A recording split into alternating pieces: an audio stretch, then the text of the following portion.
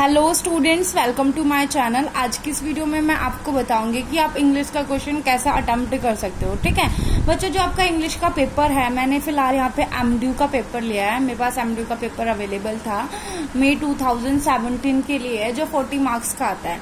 ठीक है बच्चों, आपके पास नया रूल क्या आया कि आप कोई भी 5 क्वेश्चन अटेम्प्ट कर सकते हो, मतलब किसी भी यूनिट में से। बट अगर आप इंग्लिश में ऐसा करते हो तो आप पूरे 40 मार्क्स नहीं ले सकते। ठीक है, अगर इंग्लिश में अगर आप 5 क्वेश्चन अटेम्प्ट करते हो तो आप पूरे 20 मार्क्स ही लोगे, आप अगर 5 क्वेश्चन अटेम्प्ट कर रहे हो तो। ठीक है, क्योंकि ऑलमोस्ट सभी क्वेश्चन 4 मार्क्स के होते हैं। तो कभी बच्चे क्या कराते हैं कि ऐसे कराते हैं, भाई बस 5 क्वेश्चन कर दिए कोई भी उठा के और चल मेरे भाई। तो ऐसे नहीं होता बच्चों, हमें 40 मार्क्स का करना है तो आपको पेपर के क्वेश्चंस को इस हिसाब से डिवाइड करना है कि आप 40 मार्क्स का जो पेपर है वो अटेम्प्ट करके आ सके। ठीक है, तो ध्यान से देखना इसको। जैसे हमारे पास क्वेश्चन नंबर 1 होता है, इसमें बोला है, इसमें एक पैसेज दे रखा है, आपको ये सोल्व करना है, इसको पढ़ना है, इसमें से आंसर ढूंढ के लिखने है। ठीक है, तो अब बच्चों देखो, आपके पास ये 2 होते हैं, एक वैसे दे रखा है और एक ऑप्शन में दे रखा है। बट आपके पास क्या ऑप्शन, आप कोई भी क्वेश्चन कर सकते हो। तो आप ये दोनों क्वेश्चन क्या कर सकते हो, अटेम्प्ट कर सकते हो। अगर आप दोनों क्वेश्चंस को अटेम्प्ट करते हो तो आपका पेपर 8 मार्क्स का आप यहाँ से अपना पेपर कवर कर लेते हो। ठीक है, कोई भी कर सकते हैं। ठीक है, इसलिए मैं आपको बताना चाह रही हूँ। कोई बच्चे सोचते हैं कि भाई नहीं और में दे रखा है तो ये कर सकते हैं, दोनों में से एक कर सकते हो। तो ये बात मैं आपको क्लियर कर देना चाहती हूँ कि अभी के रूल के अकॉर्डिंग आप दोनों पैराग्राफ्स कर सकते हो।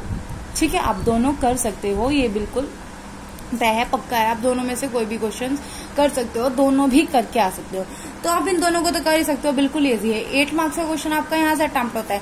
उसके बाद में सेकंड क्वेश्चन में क्या बोल रखा है, explain the reference to the context. इसमें क्या हो रहा है, आपको जो चैप्टर है, चैप्टर से रिलेटेड पैराग्राफ दे रखा है और इसको आपको एक्सप्लेन करके लिखना है कि भाई कौन से चैप्टर में से, राइटर का क्या नाम है, इस पैराग्राफ में आपको क्या क्या बता रखा है। ठीक है, तो 4 मार्क्स का ये है।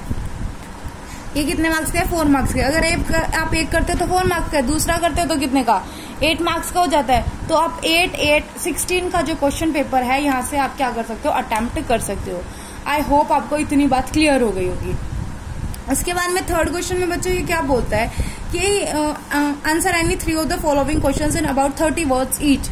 इसने बोला 2 या 6, मतलब इसने बोला कि कोई भी 3 क्वेश्चन कर लो और 3 क्वेश्चन, हर क्वेश्चन 2-2 मार्क्स कैरी कर रहा है। बट देखो आपके पास क्या ऑप्शन है, आप कोई भी क्वेश्चन कर सकते हो। और अगर आपने सारे चैप्टर्स पढ़ रखे हैं, आपके सारे चैप्टर्स आते हैं, तो आप 5 क्वेश्चन करोगे, 5 2 10 क्वेश्चन, 5 2 10।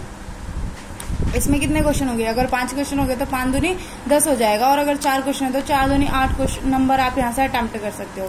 तो देखिए आप लोग यहाँ पे ये क्वेश्चन देखिए, आपका जो थर्ड क्वेश्चन था उसमें भी कितने पार्ट है, उसमें 4 पार्ट है। ठीक है, 4 पार्ट है तो 4 दूनी 8। ठीक है, आपने पहले 16 का किया था, अब आप 8 का और मार्क्स का अटेम्प्ट कर रहे हो। ठीक है, तो आपके पास कितने 24 मार्क्स का आपने क्वेश्चन अटेम्प्ट कर लिया। कितने मार्क्स का, 24 मार्क्स का क्वेश्चन आपने अटेम्प्ट कर लिया, जब आप लगातार सारे क्वेश्चंस करके आ रहे हो। और भाई आपको ये है कि आपको 2 या 3 क्वेश्चन आ रहे हो तो आप इसको कर लीजिए, उसका मैं आपको बाद में बताती हूँ।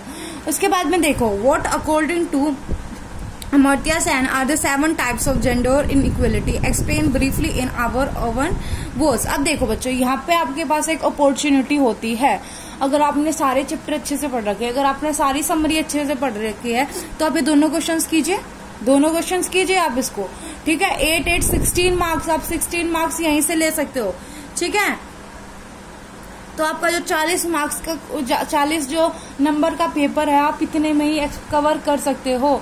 तो इसका मतलब क्या है बच्चों, अगर आपने अच्छे से आपके जो पोयम्स है, जो चैप्टर्स है आपके, अगर आपने वो पढ़ रखे हैं तो आप 40 मार्क्स इजीली आप ले सकते हो। देखो आपने क्या किया, 4 क्वेश्चन किए कि 8 मार्क्स यहाँ से हो गया। उसके बाद में रेफरेंस टू कॉन्टेक्स्ट वाला क्वेश्चन था जो आपका, उसमें भी आपने 8 मार्क्स लिए और यहाँ पे आप 8 2 16 मार्क्स ले लेते हो।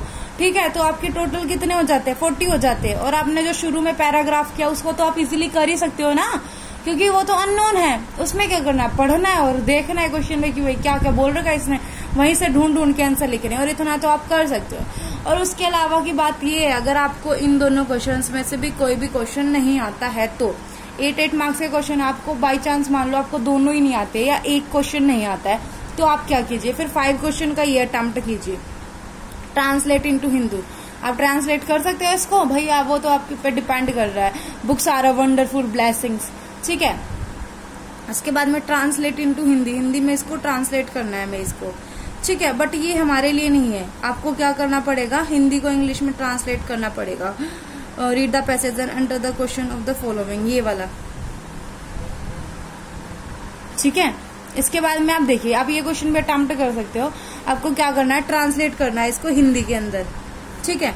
उसके बाद में यहाँ पे देखिए आप मेक से, इसमें क्या करना है, इसमें भी आपको क्या करना है, सुटेबल टाइटल देना है आपको इसको पढ़ के, ठीक है। उसके बाद में आपको क्या करना है, राइट लेटर लिखना है, complain to the deputy commissioners about the poor healthy service in your village. 7 marks का है ये क्वेश्चन। तो आप इस हिसाब से देखिए कि आप अपने जो 40 मार्क्स है वो ले सके।